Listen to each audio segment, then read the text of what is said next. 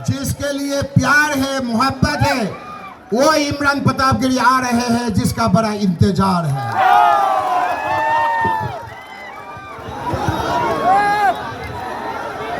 बहुत शुक्रिया मोहतरम।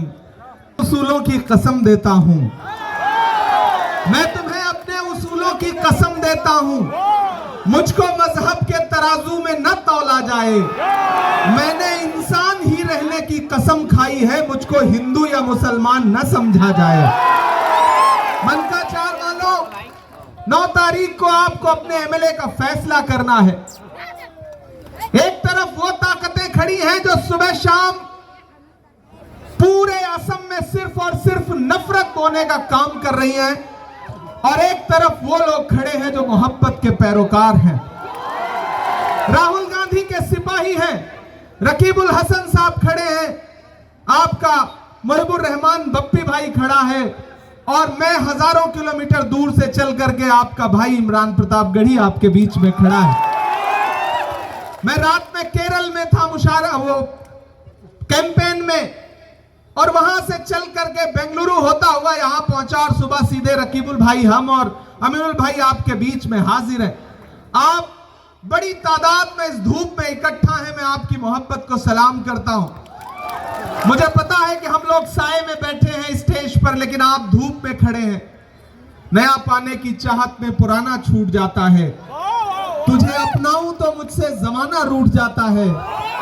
मोहब्बत पढ़ने लिखने में बहुत आसान है, लेकिन मोहब्बत को निभाने में पसीना छूट जाता है। आप इस धूप में भी खड़े हैं, तो इस खड़े होने का मकसद बहुत बड़ा है। एक तरफ बीजेपी की नफरत है, और दूसरी तरफ बीजेपी के कुछ दोस्त हैं। एजीपी भी बीजेपी है, ये दिमाग में बिठा लीजिए। मैं देश की पार्लियामेंट में बैठता हूं, राज्यसभा में, रकीबुल भाई लोकसभा में बैठते हैं। एजीपी का स्टैंड किसी से छिपा नहीं है। आपका शिकार करने के लिए दूसरी तरफ से चारा डाला गया है, ताकि आपका वोट बढ़ जाए और भाजपा को फायदा हो। भाजपा को फायदा नहीं पहुंचाना है। राहुल गांधी जी ने अपना नुमाइंदा बना करके बप्पी को आपके बीच में भेजा है। बप्पी को एमएलए बना करके असेंबली पहुंचाइए। एक तरफ हेमंत विश्व शर्मा की नफरत खड़ी है, तो दूसरी तरफ आपका गौरव खड़ा है, असम का गौरव खड़ा है। एक तरफ 5 साल में पूरे स्टेट में अब उद्योगपतियों को जमीनें बेचने वाला मुख्यमंत्री खड़ा है, तो एक तरफ तरुण गोगोई साहब का लखते जिगर खड़ा है, जो आपके बीच में आके कह रहा है कि एक बार असम को हमारे हाथ में दीजिए, हम असम को पूरे हिंदुस्तान का सबसे खूबसूरत स्टेट बनाएंगे। दोस्तों, ये लड़ाई कॉरपोरेट और आम आदमी के बीच में है। ये लड़ाई अंबानी अडानी के जो एजेंट यहां पर मुख्यमंत्री बन के बैठे हैं उनके बीच में और गौरव गोगोई के बीच में है। ये लड़ाई भाजपा की नफरत और कांग्रेस के बीच में है। इसलिए आप बड़े सीधे साधे लोग हैं, भोले भाले लोग हैं। मैं आपसे गुजारिश करता हूं कि किसी झांसे में मत आइएगा। हेमंत विश्व शर्मा बहुत शातिर आदमी है, उनको पता है जब वो अकेले नहीं जीत पाएंगे तो उन्होंने अपने दोस्तों को भी बुला लिया है। दूर दूर से दोस्त आ रहे हैं उनकी मदद करने के लिए। कोई मौसम हो, सुख दुख में गुजारा कौन करता है? परिंदों की तरह सब कुछ गवारा कौन करता है? घरों की राख फिर देखेंगे, पहले देखना यह है घरों को फूंक देने का इशारा कौन करता है। मन का चार वालों, उन मुनाफिकों पर ज्यादा नजर रखना जो आपके वोटों का सौदा हेमंत विश्व शर्मा के हाथ में करना चाहते हैं। उन पर ज्यादा नजर रखना जो आज आपके बीच में कौम परस्ती का दावा कर रहे हैं, लेकिन असेंबली में हेमंत विश्व शर्मा की तारीफ करते हैं। उन मुनाफिकों पर नजर रखना जो आज आपके बीच में हेलीकॉप्टर से उतर रहे हैं, लेकिन उनका मकसद फिर से भाजपा की सरकार बनवाना है। इसलिए किसी मुनाफिकत के झांसे में नहीं आना है। ये तस्वीर लगी है ना, जुबिंदा के इंसाफ के लिए। आपका एक एक वोट जुबिंदा के इंसाफ के लिए, आपका एक एक वोट मोहब्बत के लिए, एक तरफ जुबिन के लिए इंसाफ मांगने वाले गौरव गोगोई और कांग्रेस पार्टी खड़ी है, तो दूसरी तरफ जुबिन के इंसाफ मांगने वालों पर लाठी बरसाने वाला हेमंत विश्व शर्मा खड़ा है। इसलिए आप सबसे अपील करता हूं साथियों, किसी झांसे में मत आइए। कितने भी हेलीकॉप्टर उतर जाएं, कितना भी बीजेपी एजीपी बन के आपके बीच में आ जाए, लेकिन निशाना बिल्कुल फोकस रहना चाहिए। हाथ का पंजा याद रहना चाहिए, हाथ छाप याद रहना चाहिए।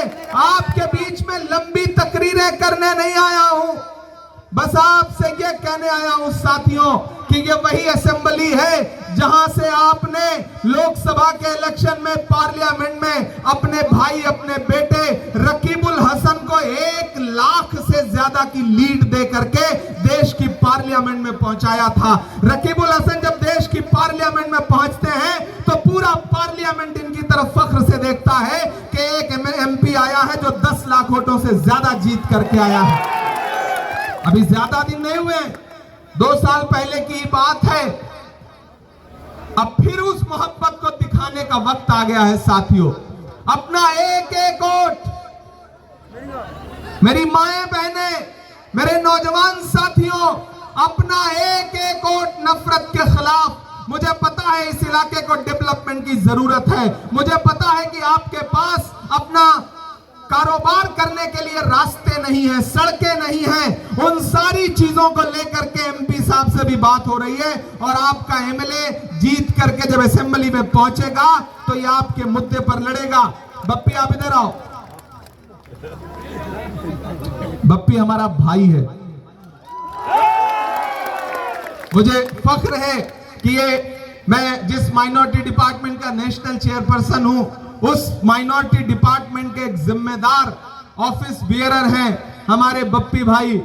तो मैं आप सबसे साथियों गुजारिश करूंगा कि हमारे बप्पी के लिए अपना एक एक वोट लेकर के, हाथ उठाइए, ऐसे काम नहीं चलेगा।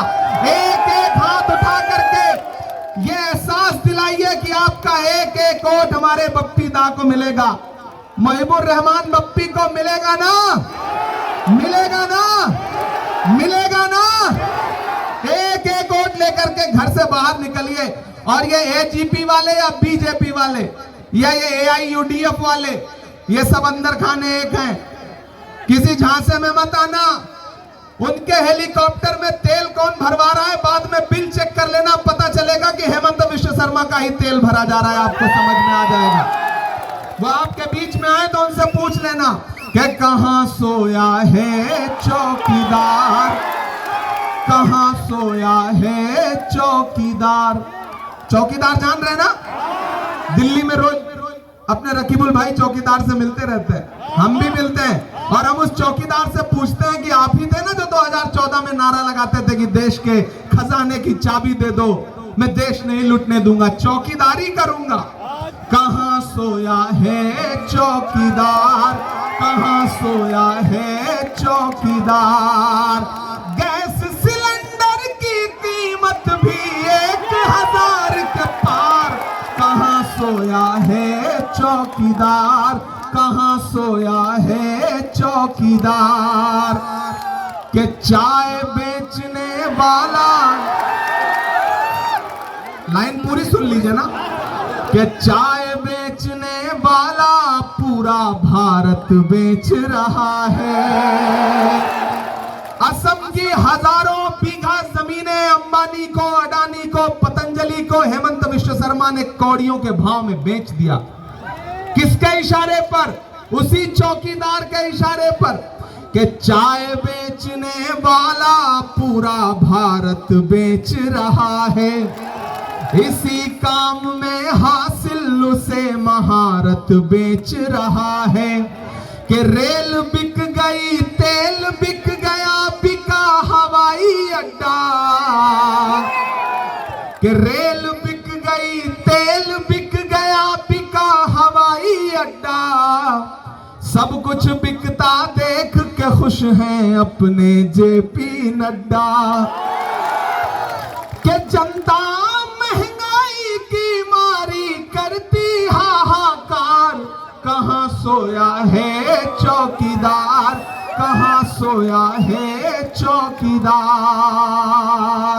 जुबिंदा के इंसाफ के लिए, नफरत से आजादी के लिए, असम को एक ग्रेट स्टेट बनाने के लिए कांग्रेस की सरकार बनाइए और बप्पी दा को कम से कम 1 लाख से ज्यादा वोट दे करके असेंबली पहुंचाइए। रिकॉर्ड तोड़िए, तोड़ेंगे ना, तोड़ेंगे ना। मैं आपसे वादा करता हूं और रकीब भाई से भी कहता हूं, रॉकी भाई चश्मा वश्मा देखिए तो समझ में आ जाता है कि ये राजनीति में गलत है, इनको फिल्मों में होना चाहिए। रॉकी भाई अपना 9 तारीख को आपको वोट देना है, अगले महीने में रिजल्ट आएगा। आप बप्पी को एमएलए बना करके असेंबली पहुंचाइए। इंशाल्लाह आपका फिर से शुक्रिया अदा करने के लिए इसी ग्राउंड में आएंगे और आपको खूब सारी शायरी भी सुनाएंगे, आपसे बातें भी करेंगे। आज चूंकि आगे 3-4 सभाओं में जाना है, इसलिए आज आपसे इजाजत मांगता हूं।